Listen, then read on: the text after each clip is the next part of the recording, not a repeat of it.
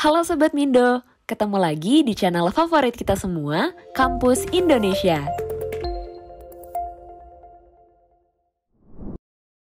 Assalamualaikum warahmatullahi wabarakatuh. Salam sejahtera bagi kita semua. Swastiastu, namo buddhaya, salam kebajikan. Nah, balik lagi nih. Selamat datang pada program Kampus Indonesia, yaitu Bisikin.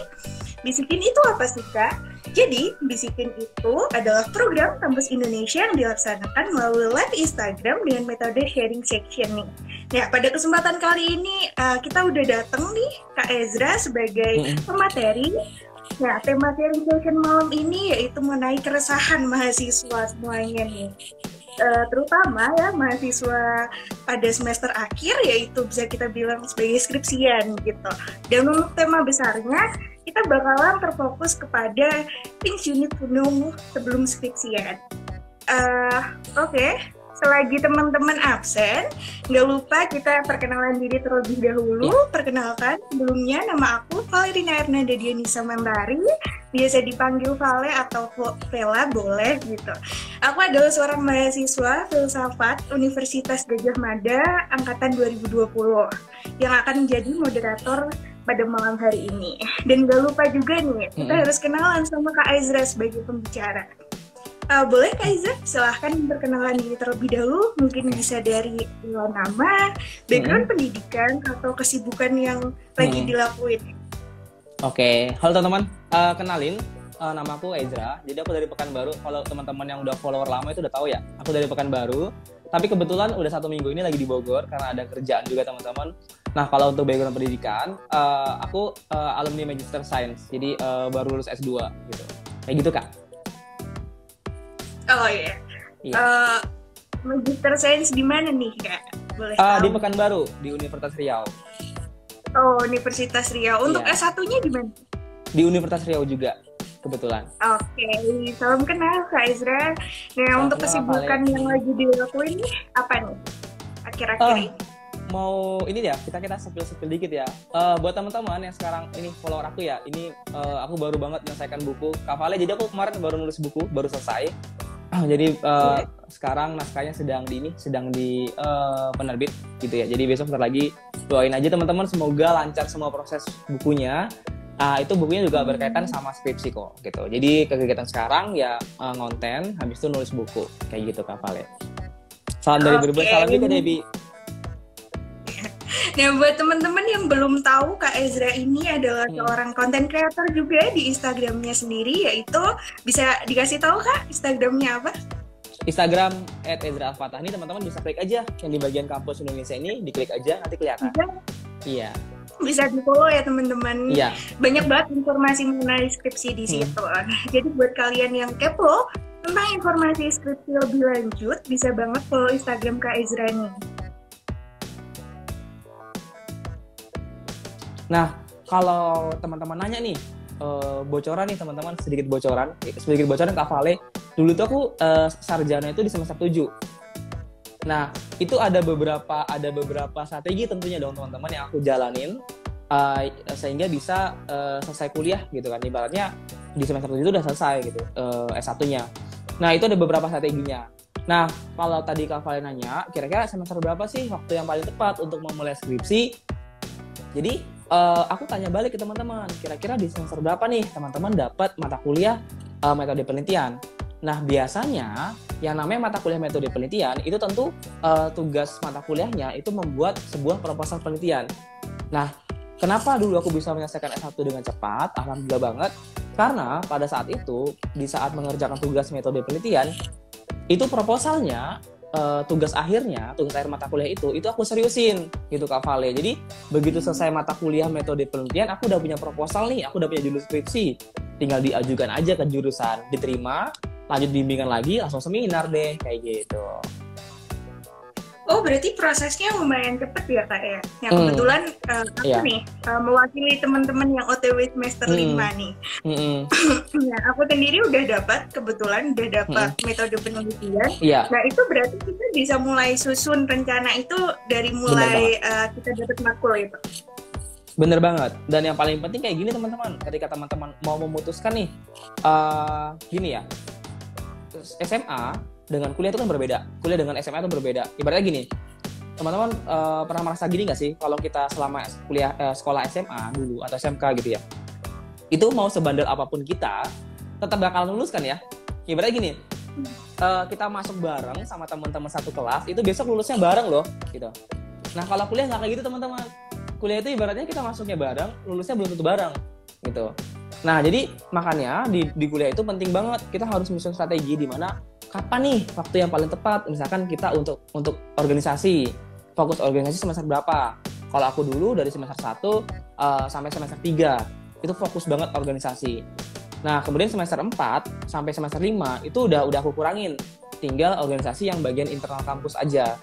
Nah, setelah itu udah tinggal organisasi yang terlalu banyak, organisasi nasional udah ditinggalin, selanjutnya tinggal organisasi di kampus, baru fokus gimana caranya bisa menjaga hubungan baik dengan dosen-dosen gitu. Kerjakan tugas dengan maksimal, belajar dengan maksimal kayak gitu.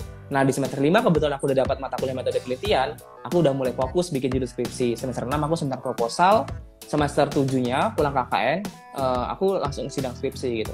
Kayak gitu. Vale. Nah, pertanyaan yang selanjutnya, apa itu nggak jadi problem Kak untuk next-nya? Kan kita belum mendapatkan mata kuliah sepenuhnya gitu kan, istilahnya begitulah. Nah, tapi kita udah nyusun rencana-rencana itu dari awal gitu. Apa itu nggak jadi problem ke depannya? Oke, bagus banget pertanyaan Kak Vale teman-teman. Gini, apakah nggak mengganggu gitu ya? Apakah nggak mengganggu? Sedangkan kita masih ada mata kuliah lain kan gitu. Ibaratnya gini. Ibaratnya kita belum habis dong mata kuliah dalam satu semester, kenapa harus udah mulai skripsian gitu. Nah, gini, tentunya ada ini sih, ada ya plus minusnya ya, ada kelebihan dan kekurangannya. Ketika teman-teman mulai skripsian, waktu udah habis semester nih, ibaratnya gini, udah nggak ada SKS lagi, udah nggak ada mata kuliah, tinggal skripsi doang. Teman-teman baru mulai skripsian. Itu biasanya memang akan lebih mudah mengerjakan skripsinya karena lebih fokus. Tapi teman-teman itu biasanya lebih sulit. Lebih sulitnya dalam arti gini, teman-teman pasti udah jarang ke kampus, udah nggak ketemu teman lagi, gitu. Jadi ketika skripsian kalau nggak ada teman itu rasanya bingung banget gitu loh. Memang paling enak kalau menurut aku ya, aku pribadi itu dulu ngerjakan skripsi itu waktu masih ada mata kuliah. Nah biasanya syarat dalam kelulusan itu kan harus menyelesaikan SKS ya, mata kuliah. Nah, kalau aku dulu kan selesaikan dulu ujian akhir semesternya, baru sidang skripsi gitu. Jadi sebenarnya nggak mengganggu banget asal kita bisa bagi waktu aja. Tapi kita masih bertemu teman, jadi kita masih semangat terus gitu, kayak gitu. Nah, untuk materi-materi yang belum kita dapetin itu gimana Kak Antar? Jadi apakah itu bakalan jadi apa ya, penghambat atau gimana gitu? Oke, ngerti banget pertanyaannya. Jadi gini, siapa di sini yang pernah ngalamin kayak gitu teman-teman? Coba tulis. Kayak gini misalkan, Kak aku udah dapat mata kuliah metode penelitian di semester 5. Tapi aku mau mulai skripsi itu takut dalam arti gini, aku takut nanti ketika menulis skripsi itu masih ada beberapa mata kuliah yang belum aku kuasain gitu. Kan gitu ya? Ada nggak sih yang kayak gitu? Nah, gini, teman-teman harus tahu banget ketika kita mau membuat judul skripsi, tentunya kita harus, ini ada yang bilang aku kan, tentunya kita itu harus membuat sebuah judul skripsi berdasarkan dari hal yang paling kita kuasai banget gitu ya.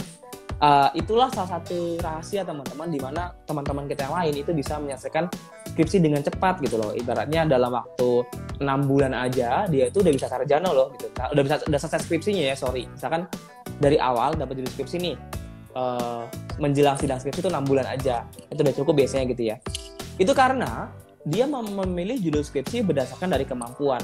Nah, tadi aku nyebutkan bilang kalau misalkan ketika di semester 5 kita harus udah punya judul skripsi, karena di semester 5 kita udah mengambil mata kuliah metode penelitian nih. Berarti judul skripsi yang bakalan kita ambil itu berdasarkan topik yang udah kita pelajarin setelah materi-materi dosen yang udah kita pelajarin dari semester 1 sampai semester 5. Gitu. Contoh nih, ada yang nanya contohnya gini. Contohnya, di semester 1 kita pasti belajar yang dasar-dasar lah ya, biasanya kayak Kak Vale ya, dasar-dasar banget. Nanti masuk semester 2, semester 3, itu kita udah mulai fokus dalam kejurusan biasanya. Kita udah mulai fokus memang bidang keilmuan dari jurusan kita. Nanti di semester 4 udah mulai fokus lagi.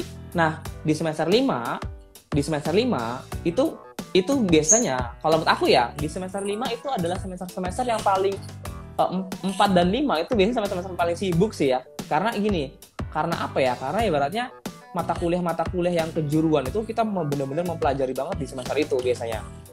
Nah, jadi usahakan banget ketika bikin judul skripsi ya dari cukup materi atau topik-topik yang teman-teman bisa kuasai selama kuliah kemarin dari semester 1 sampai semester 5. Ketika mau buat judul skripsi di semester 5. Gitu. Jadi salah satu cobaan teman-teman ketika nanti skripsian itu biasanya gini kayak, aduh aku nih judul skripsi aku jelek banget gitu, kayak aku ingin cari yang sempurna nih. Karena di semester 6, ingat ya, karena di semester 6 aku baru belajar mata kuliah A yang aku menarik.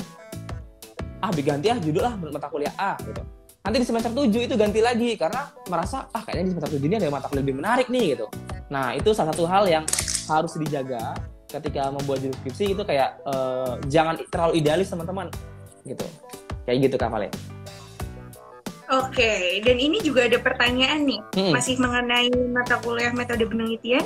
Saya sudah melalui mata kuliah MedPen. Setelah itu hangus sudah tidak tahu kemana judulnya, tidak tahu lagi ngapain. Ada saran Kak? Oke, dari Kak siapa ya tadi ya Kak Vale? Kak Les Jahit. Oke, gini. Maksudnya yang hangus itu bagaimana? Hangusnya gimana dulu? Kan gini ya. Biasanya ke mahasiswa itu kalau baru mata kuliah ini aku lagi bocorin sekarang nih, cara bikin skripsi gimana caranya teman-teman itu kuliahnya itu tertata, jadi ada strateginya, jadi kuliahnya jangan ikut-ikutan teman aja tapi nggak tahu selesai kapan gitu ya. Nah, jadi kan ketika nanti judulnya hangus teman-teman, kayak hangusnya ini gimana aku nggak tahu, hangus karena hilang atau ibaratnya fenomenanya udah nggak terbaru. Nah, penting banget. Nah, dimana kalau kita bikin sebuah judul skripsi, itu kan hal yang harus diperhatikan adalah kita harus berdasarkan dari sebuah permasalahan terbaru, ya Kak Vale ya. Sebuah permasalahan terbaru. Karena yang namanya sebuah karya tulis ilmiah, sebuah skripsi, itu harus berlatar belakang dari sebuah permasalahan yang sedang muncul. Nah, usahakan banget ketika teman-teman membuat tugas mata kuliah metode penelitian, itu bikin judul skripsinya bener-bener judul skripsi beneran berdasarkan dari fenomena dan permasalahan gitu. Jadi jangan kayak karena tugas asal aja nih dari internet gitu, nggak bisa. Saya banget kuliah nggak tertata, nggak apa-apa, nyanyi friends nggak apa-apa. Semoga hari ini setelah selesai nyimak live ini bisa lebih tertata lagi. Yang penting selesai kuliahnya, kayak gitu. Nah, ini juga ada pertanyaan lagi nih, mumpung masih terkait skripsi, Kak, apakah skill nulis sangat dibutuhkan buat bikin skripsi, Kak? Oke, skill menulis. Teman-teman percaya nggak sih, di zaman gini ya Kak Vale, zaman aku dulu kuliah S1 itu belum tenar yang namanya kreatif mahasiswa PKM. Tahu nggak ya? Karya tulis PKM gitu-gitu. Itu tuh zaman aku kuliah S1 dulu belum ada. Belum tenar banget. Kalau sekarang udah udah menjadi syarat mendapatkan beasiswa yang kayak gitu. Nah, aku sebenarnya nggak punya background menulis, teman-teman. Menulis tuh nggak punya background menulis. Tapi alhamdulillah banget, sekarang aku udah punya 2 ebook ya kan ya. 2 ebook dan sekarang sedang menulis buku malah teman-teman. Nah, tapi di luar daripada itu, aku emang udah punya pengalaman menulis karya tulis ilmiah. Tapi bukan yang kayak lomba-lomba tadi gitu loh. Jadi kayak emang kerjaan aku dulu di bidang penelitian teman-teman. Nah, kalau untuk di awal kayak teman-teman sekarang, skill menulis itu lebih ke ini aja. Bagaimana caranya teman-teman bisa menulis sesuai dengan SPOK. Habis itu teman-teman bisa menguasai bahasa-bahasa yang memang baku. Kemudian teman-teman sekarang menulisnya udah nggak banyak tipe. Itu aja yang penting sebenarnya kalau untuk awal menulis skripsi. Karena kalau salah di awal memang wajar sih ya Kak Vale. Jadi dari awal tuh jangan berharap skripsi langsung sempurna gitu, jangan langsung berharap langsung di ACC, tapi diajukan dulu aja gitu. Oke, baik ya. Untuk melanjutkan yang sebelumnya, ini ada yang bertanya juga Kak, kalau udah ada tema penelitian tapi masalah penelitian kurang update gimana ya Kak? Udah punya permasalahan nih, tapi fenomenanya atau permasalahan temanya itu kurang update. Nah, gini, di dalam teman-teman mempertimbangkan sebuah tema di dalam menentukan sebuah judul skripsi itu ada beberapa hal yang harus teman-teman perhatikan. Hal yang harus diperhatikan ini itu berhubungan dari cepat atau enggaknya judul skripsi teman-teman itu langsung diakses sama jurusan untuk dilanjutkan gitu. Nah, yang pertama kayak gini, judul skripsi teman-teman itu harus menarik dalam arti gini. Teman-teman harus baca lagi, kalau bisa teman-teman harus cari tahu tentang skripsi senior teman-teman. Kira-kira hal apa sih yang udah banyak diteliti oleh senior kalian? Jangan diteliti lagi gitu. Boleh silahkan gitu. Tapi akan lebih mudah, dosen akan lebih tertarik ketika teman-teman punya suatu perbedaan dong. Gitu. Kak ngomongnya jangan cepet-cepet. Oh iya maaf banget. Kak Aisyah soalnya nih Kak Fali udah chat DM aja suruh Kak cepet-cepet Kak, jangan lama banget gitu. Nanti keburu habis waktunya gitu. Oke ya, aku ulangin ya. Jadi dalam membuat judul skripsi, teman-teman harus perhatikan yang pertama, mengangkat temanya itu harus yang menarik. Menarik itu bisa dilihat dari permasalahan yang sekarang sedang mau diteliti itu berdasarkan dari fenomena atau permasalahan terbaru. Contohnya gini, tadi ada nanya kan ya, Bang udah di Riau belum di Riau. Contohnya gini Kak Vale, di mana ya, di yang ada ini ya, apa namanya nih, yang ini ada fashion show di jalan itu apa namanya? Itu kan sebuah fenomena teman-teman. Kemudian ada sekarang brand, dia menggugat antara brand ini A dengan B, teman-teman pasti tahu dong. Nah itu sebuah fenomena baru. Nah hal yang kayak gitu itu biasanya lebih menarik. Karena benar-benar, yang di Sudirman, iya benar banget. Nah itu yang fenomena yang sedang baru terjadi dan itu bakalan menarik untuk diteliti. Nah tapi ingat, judul yang diajukan itu juga harus sesuai dengan bidang keilmuan teman-teman. Jadi jangan sampai gini, Kak Izra kemarin itu lagi musimnya ini ya, ada JJ gitu ya, lagi fenomena JJ gitu kan. Tapi teman-teman jurusannya nggak cocok untuk membahas tentang hal itu gitu. Jangan dipaksain. Itu bakal ditolak teman-teman. Aku yakin banget bakal ditolak. Nah, jadi harus perhatikan itu. Dan kemudian untuk mencari permasalahannya, teman-teman harus berdasarkan dari permasalahan yang bisa diteliti secara ilmiah. Ya, aku ulangin ya. Jadi ketika mencari sebuah judul skripsi itu harus berdasarkan dari permasalahan yang bisa diselesaikan secara ilmiah. Kak Izra, dari mana kita bisa tahu cara melihat bahwa ini permasalahan yang memang bisa diselesaikan secara ilmiah? Teman-teman cari aja jurnalnya di internet, misalkan di Google Scholar nih, kita ketik topik tersebut, kalau ada yang meneliti itu berarti dia memang bisa diselesaikan secara ilmiah. Kayak gitu Kak Vale. Banyak sebenarnya ini yang bisa dibahas. Gimana nih Sobat Mindo tanggapannya tentang video barusan? Menarik bukan? Nah kalau gitu jangan lupa buat like, komen, share, dan subscribe channel ini, serta nyalain juga lonceng notifikasinya agar Sobat Mindo nggak ketinggalan video dari Kampus Indonesia selanjutnya. Bye-bye, see you on the next video.